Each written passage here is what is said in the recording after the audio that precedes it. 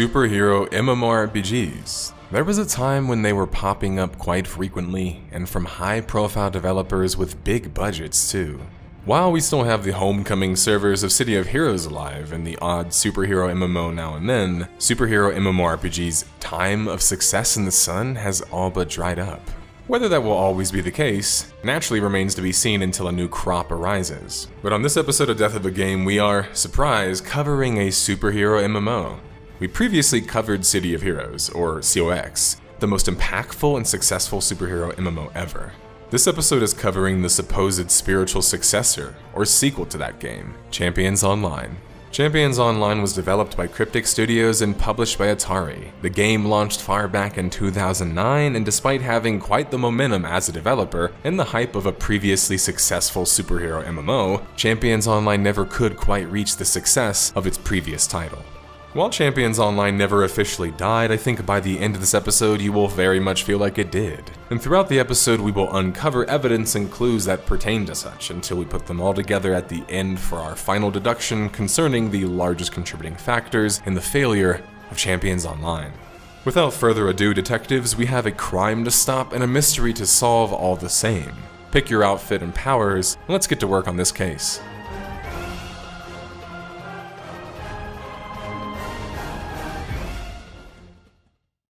But before we get to it, Tom and I have some bills to pay. We're currently working on commissioning a new intro and graphic scheme for the channel in modern Western mystery art style. In order to get that and afford our cost of living as is, we need your support especially. Join our Patreon or YouTube memberships to support us monetarily, as we do not chase trends nor view counts. As such, we rely on sponsorships and loyal viewers to watch the videos through, and if you can, to support in any way monetarily. Thank you again to all the detectives who support the channel on Patreon and YouTube memberships already, and to those who support the channel in any other way, including watching this video. All support is absolutely wanted and respected.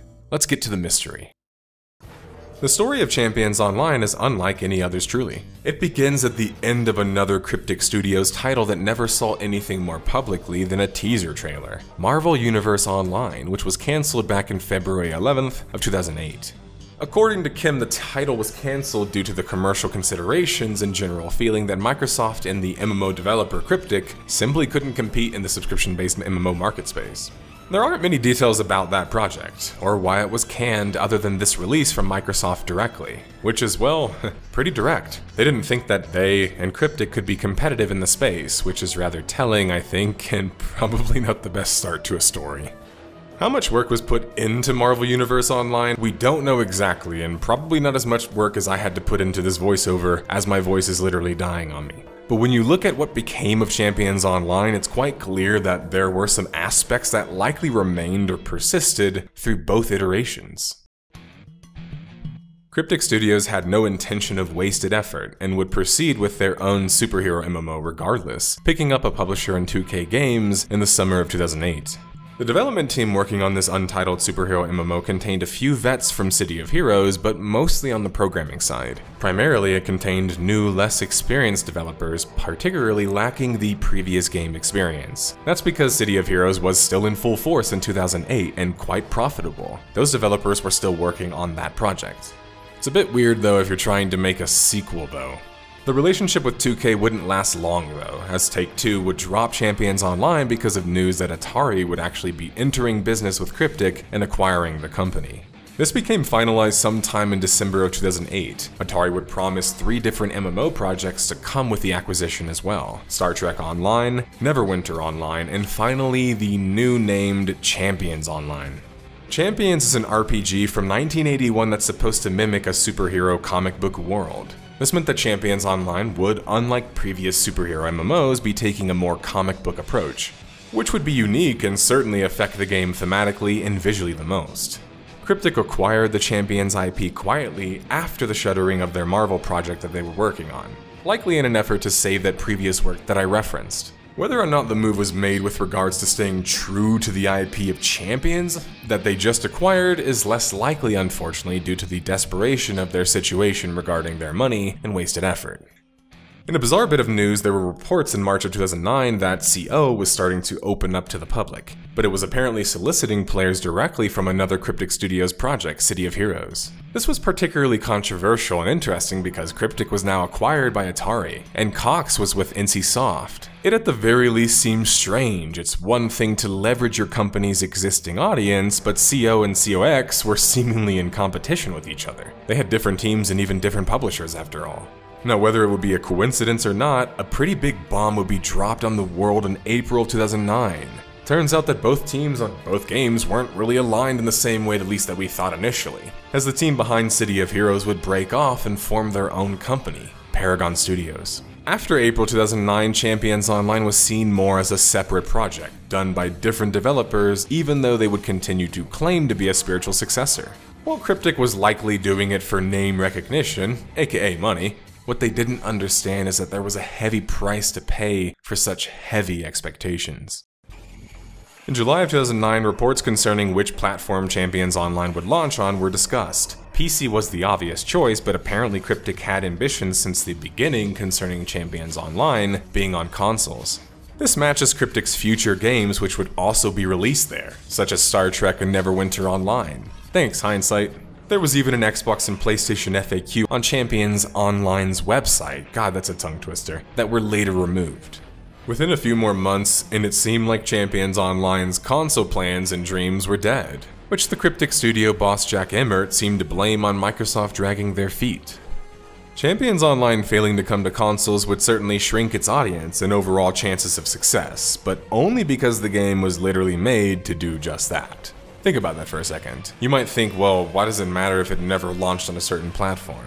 But for MMOs to function on a console, they have to be heavily modified in order to function properly. Shrinking player counts, pixel counts, lower max players in a zone, etc. By making Champions Online a console-focused game that never launched on console, they effectively gave it the STO and Neverwinter Online treatment, where it gets inferior MMO and PC gameplay to accommodate console players. Except, those console players never even came. So unfortunately this would neuter Champions Online going forward with no payoff in the process. Beta would begin for Champions Online in the fall of 2009, and most of the fans waiting in anticipation didn't have the timeline we did to follow the events through. Many, including one of my childhood friends, were excited for the launch of Champions Online regardless, so when beta came it was a hotly sought after affair. Cryptic would monetize the opportunity, allowing players to access beta if they purchased the game early. Champions Online, advertised perhaps by some dubiously as the spiritual successor to the ever-famed City of Heroes. Whether or not this was true, it was a new superhero MMORPG launched by Cryptic Studio, same team or not. I say such as it was quite clear very early on that Champions Online's strengths and weaknesses was not City of Heroes. For starters, the critical reception failed to impress nearly as much, garnering only a 72 out of 100 on aggregate review website Metacritic. For reference, City of Heroes had far more critics covering it, and was at least another grade and then some rated higher at 85 out of 100, which is quite impressive for an MMO. IGN would score Champions Online a 7.6 out of 10 after 50 hours of play and would state that, as a superhero MMO, Champions Online does a lot of things right. The amount of visual customization and thrilling superhero combat are definitely the game's strongest points. The zones are large, interesting, and finally take the action out of the city. Instance content and public quests score big in terms of action and story, but most of the rest of the quests are of the traditional MMO Mad Lib variety where you combine the word kill, rescue, collect with a number and a noun. The crafting and PvP systems seem like they've been included merely because people expect them in an MMO, not because they fit with the overall concept of the game world. If Cryptic can adjust the balance of the crafting system, find a more meaningful format for PvP, and introduce new content and zones that make story elements more apparent, the prospects for a player to enjoy the game over a long term will be high. Whether you'll really enjoy the game in the meantime depends on how much you like the character creation and the combat systems. GameSpot would score Champions Online similarly, a 7.5 out of 10. They would, like IGN, also laud the extremely flexible hero customization and the fun, action-packed combat. GameSpot enjoyed the vibrant comic book art style and the innovative Nemesis system, which was a system that allowed players to design their very own villains. The bad aspects GameSpot saw in their time playing were not only not enough missions and only 5 regions to explore, culminating ultimately in a number of underdeveloped features was ultimately their conclusion. The absolute standout feature in Champions Online, as referenced already, was the character creator and the power selector. Not only did you have plenty of costume choices to customize to your heart's content, you could mix and match certain powers to create the ultimate hero. And by the way, hero is the only thing that you could create, as Champions Online, unlike City of Heroes, or City of Villains more aptly named, would not allow you to play as a villain. In multiple iterations of the game, you could pick a class that would serve as a basic hero playstyle, a sort of foundation if you will, or an archetype that would utilize one style of powers, or the highly lauded in PvP, freeform archetype, where you were free to customize powers from different archetypes. Speaking of PvP, you could participate in it in either the UTC team versus team format, the FFA arena, or the Apocalypse objective-based mode. What also made Champions Online unique at the start was that it was a stat-based game and not gear-based. Gear was actually cosmetic. GameSpot and IGN were also quick to acknowledge the content issues and just short play sessions by MMO standards. Most media critics only play MMOs for like 40 to 50 hours, whereas my MMO standards for a review are at least 200. This wasn't inherently bad though if Champions Online was able to constantly churn out new content in the way of story or new zones to explore and fight new monsters and challenges. But usually MMOs have a proving period in their first few months that this oftentimes is the honeymoon period for the game. It's the game with the highest population, with the highest chance of the game having an upward trajectory. When during a review by a media outlet, as I already acknowledged, are acknowledging and complaining about content issues, it means that there were serious content issues. There wasn't much story or NPCs giving a story in Champions Online either, but the heroes that you would encounter seemed like Marvel characters in disguise. Now if you remember, the game originally was supposed to be a Marvel game, so it makes sense. This impacts Champions Online in 2 significant ways. First being they can't make Marvel characters anymore. Literally, legally, trust me, they learned that the hard way before. And so they settled for spin-off versions with half of the personality. The second issue is in how the game is designed content-wise. To elaborate further, the limited zones in Champions Online would have had more significant punch to them if they were iconic Marvel zones. Relying on very linear theme park content would make sense if you're handling a powerful IP like Marvel, since it's so recognizable. Oftentimes it is what a big IP prefers anyway. Less risk, and it's easier to monetize. However, they weren't Marvel anymore, and even if they were, the zones weren't numerous enough to keep players occupied for an MMO standard. And worse, after the zones are completed and the endgame is reached, there's very little in the way of traditional endgame in Champions Online, and certainly no reason to return to those completed zones. The best and most damning quote I've ever seen concerning Champions Online was from a Steam reviewer who had many hours in the game but said it's one of the few games I felt like I could just beat. As a subscription-based MMO, if Champions Online was unable to churn out content, they would lose subscriptions and thus risk failure. Cryptic seemingly was dedicated to bringing in new content though, at least at the start. They announced a Halloween event right away with a new villain, power set, and even more. Seasonal events are a classic MMORPG way to do the aforementioned and add more content and energy to your game. Issues of content and longevity being already mentioned, just a few months after launch, Cryptic would announce a new expansion. Issue being, they were expecting to get paid for it. What? The biggest complaint of your game is content, and you're charging a subscription fee, and you thought it was a good idea to offer a paid expansion this early on? Whether this was a Cryptic thing, an Atari thing, or them just being okay with facing backlash over it, or just a poor decision, it was a poor decision. Fans would express this en masse as they would bombard the forums with negative posts citing seeing no need to pay for an expansion when the game is lacking content and they pay a subscription fee. The outpour was so negative in fact that Cryptic was forced to make the expansion free by February 9th of 2010, which was a major victory for fans, at least on the surface. But one can't help but think it had a significant shift that contributed to why the game didn't see so much content or big content updates. Some weird suit business logic where it's like, well, we can't sell expansions, so we just won't make them. Following the trend with the expansion going free-to-play, the game itself would go free-to-play sometime at the beginning of 2011. And while this was oftentimes seen as a maligned affair, as my voice literally dies on me, because, well, subscription-based MMOs have to switch monetization plans, and since they start as a subscription-based MMO, them switching in itself is seen as a negative. But going free-to-play for many struggling MMOs can be a second life. Sometimes some games were even better off outside of the subscription model that they were initially placed into, which requires a certain kind of design and content model. City of Heroes, for example, the most successful superhero MMO, had shifted towards a free-to-play or freemium style of play, and had immense success. They are arguably one of the best examples of said switch even. Champions Online would make that same switch, but failing to offer that same punch that City of Heroes did in their switch. And that's because City of Heroes had over like 20 major updates of content at that point, and would unlock content to prior players and subscribers. They had a unique system. Champions Online made the switch so early on, when they couldn't post almost any said content, which makes it feel more like a desperate attempt to just save the game than in City of Heroes' case. Still, Champions Online was able to obtain 1 million players by October 26, 2010, which was shared as quite impressive. But honestly, in the large scheme of things, since what a player constitutes is not known, whether they played for 1 second or 1 hour, this player count wasn't that impressive. Champions Online was a title that needed free-to-play to continue to survive, but with how little players were coming into the game even after the Switch, the chances of the game getting more new content introduced because of the Switch was pretty slim. For frame of reference, City of Heroes had over 300,000 subscribers after they went free-to-play. Imagine how many players they had.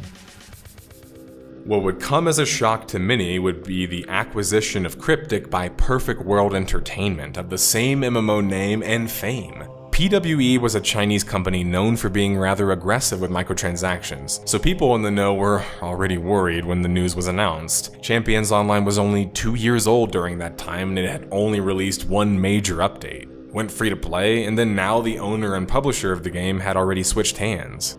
With the acquisition would come the largest fundamental design changes yet to the game. While Atari was there to see free-to-play come to be, PWE with their experience in free-to-play would change many concepts of Champions Online going forward to better favor more monetization. While this would come with some content interspersed in there, Champions Online historically would remain a game that received very little updates. In the end, we see a massive increase in monetization after this acquisition, with not much to show for it content-wise.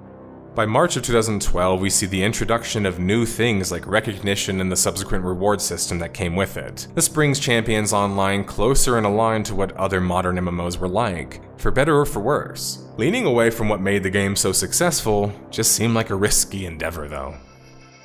An update dubbed a Massive Vehicle Update would take place in November of 2012. If it seems like I'm not too high on the update or the update schedule period so far with Champions Online, surprise, I'm not. I'm also sick, so I'm manifesting that snark.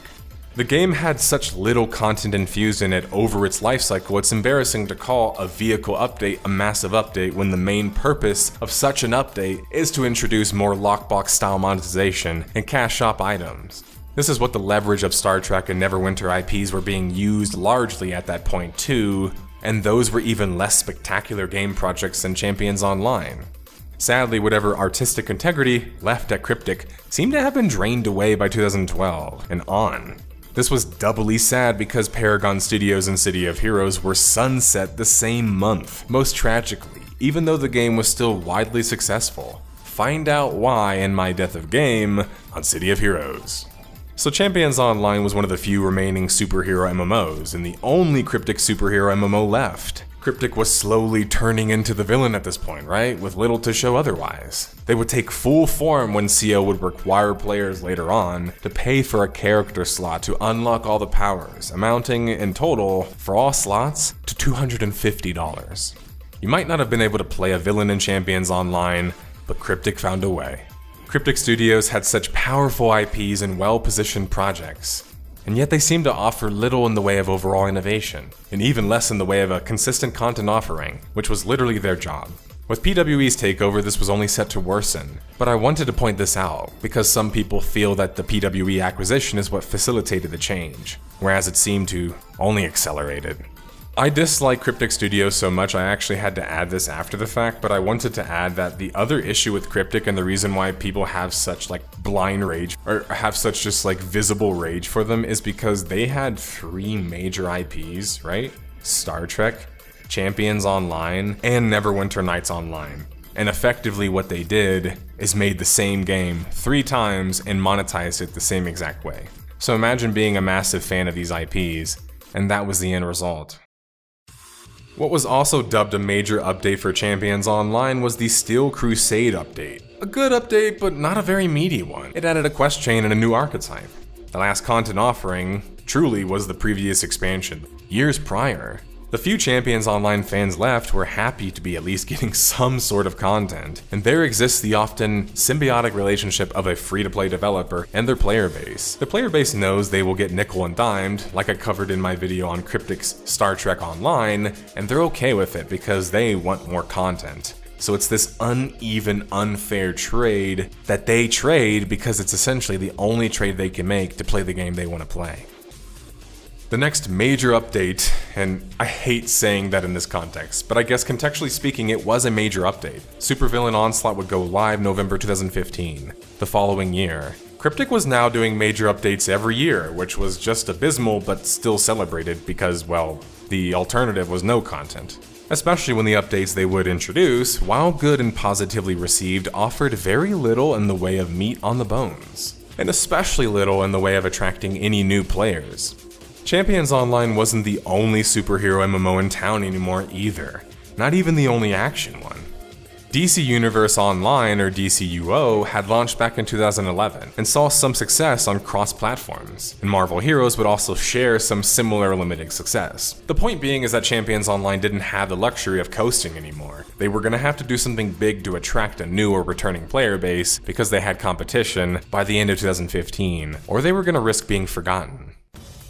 The Telios Ascendant rewards would come January 2016, and these further expanded upon the prior shift to a more modern MMO design.